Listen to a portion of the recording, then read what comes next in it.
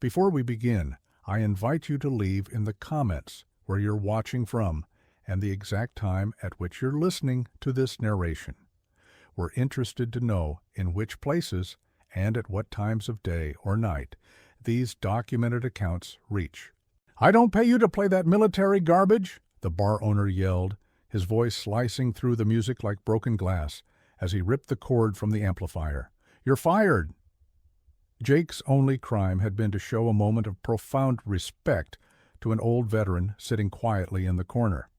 But what that arrogant bar owner didn't know was that the old veteran was the honored guest of a reclusive billionaire who was in his bar that very night, preparing to make the city's largest charitable donation, and he had just failed a test he didn't even know he was taking.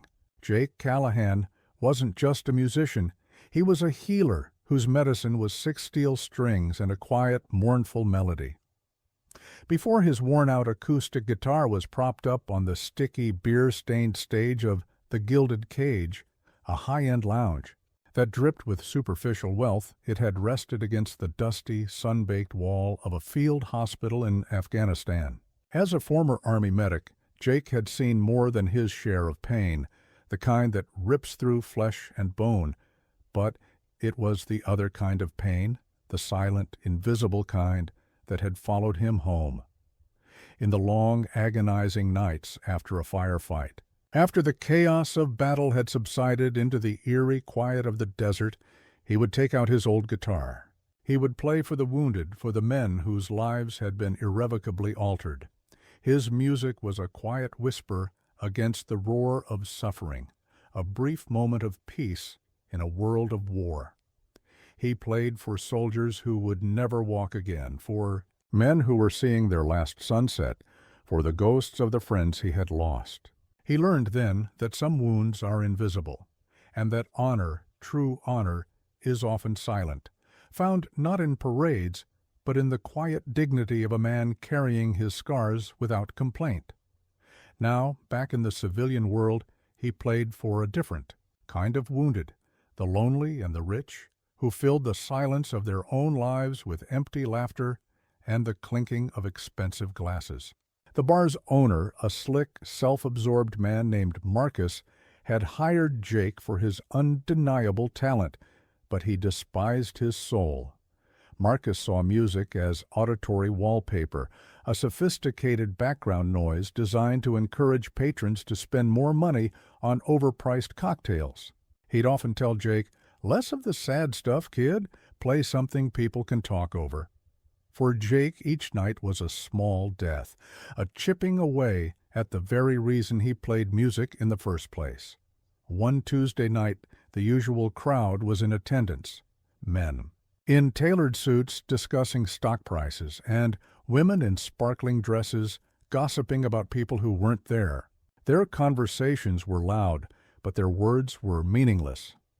In the far corner of the bar, almost swallowed by the deep velvet shadows, sat an old man. He was impeccably dressed in a simple, dated, but well-pressed suit. It was his posture that caught Jake's eye. Ramrod straight, even while seated, a discipline that time could not erode. He nursed a single glass of water, his eyes scanning the room not with curiosity, but with a kind of calm, quiet, and deeply analytical assessment. He was invisible to everyone else, a ghost from another era amidst the modern opulence. But Jake saw him. Through the shared, unspoken language of service, he saw the subtle cadence in the man's stillness. He saw the honor.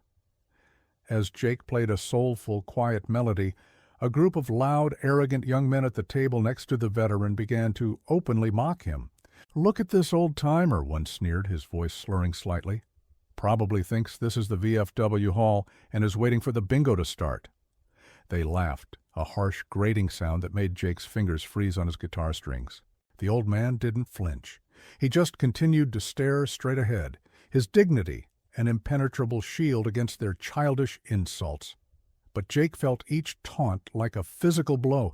He saw his brothers in arms, the men he had served with, the men he had mourned, being disrespected in the most casual, cruel way imaginable. He finished his song to scattered, indifferent applause, but his mind was made up. He had to do something. The medic in him, the soldier in him, wouldn't allow this wound to go untended. But you won't believe this. His next act wasn't on the set list Marcus had approved. He stepped back up to the microphone, the spotlight making him squint. "This next one," he said, his voice quiet but carrying with a newfound intensity across the suddenly attentive room, "is for the gentleman in the corner, for his service and for the service of all who came before and after him." He didn't play a rock anthem or a soulful ballad. Instead, he let his fingers find the familiar, melancholic, and sacred notes of taps. The melody, haunting and beautiful, floated through the bar like a prayer. A sacred silence fell over the room. The loud laughter died.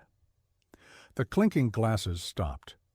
For 30 profound seconds, the gilded cage was transformed from a den of excess into a hall of honor. The old veteran looked up at Jake, and for the first time that night, a small, sad but deeply grateful smile touched his lips. He slowly, deliberately, raised his glass of water in a silent, reverent toast. The moment of profound connection was shattered by Marcus, who stormed towards the stage, his face purple with rage. He ripped the cord from Jake's amplifier, and the last note died with a painful, electronic screech. "I don't pay you to play that military garbage," he yelled, his voice echoing in the stunned silence. "You're driving away, my high-rolling customers, with your funeral music. You're fired. Get your stuff and get out." Jake didn't argue. He simply nodded, his face calm. He carefully placed his guitar in its case, and as he walked off the stage, he gave the old veteran a subtle, respectful nod of his own. He had lost his job, but he had kept his honor. He hadn't seen the biggest surprise yet. As Jake was walking out the door, a quiet, elegantly dressed man who had been sitting at another table with an unobstructed view of the entire scene, stood up and intercepted him. "Young man," he said, his voice calm and full of a quiet, immense authority, "that was the finest and most courageous performance I have ever witnessed." Marcus, seeing his wealthiest and most mysterious patron talking to the musician he'd just fired, rushed over, a fake, oily smile plastered on his face. "Mr. Sterling, I'm so sorry about that little disruption. He's been dealt with. Can I get you another drink on the house?" Mr. Sterling turned to Marcus, his expression unreadable, as cold and placid as a frozen lake. "No, thank you, Marcus. In fact, I will be leaving as well. I came here tonight to make a decision, a very important one." And it was at this exact moment that everything changed. Sterling gestured with a subtle nod towards the old veteran, who was now slowly getting up to leave. "You see that man you and your patrons were mocking. That is Mr. Rio Peterson. He is a decorated veteran of 3 wars. He is also the chairman of the Sterling Family Foundation's Grant Committee, my foundation." Marcus's jaw dropped. The air in his lungs seemed to vanish, replaced by a cold, heavy dread. Sterling continued, his voice dropping to a low, powerful tone that held the weight of a judge's gavel. "I was planning to donate $5 million tonight to a local arts program. I came to your bar, a place that supposedly represents the pinnacle of this city's culture, to make my final observation. I wanted to see if this city's soul was one worth investing in." I was about to leave, disgusted by the shallow, cruel spectacle I was witnessing. "But then, your musician here," he said, putting a firm, reassuring hand on Jake's shoulder, "showed me something extraordinary. He showed me that character, honor, and decency still exist, even in a gilded cage like this. He passed a test you didn't even know you were taking." Marcus began to stammer, to apologize, his words a pathetic, jumbled mess, but Sterling held up a hand, silencing him instantly.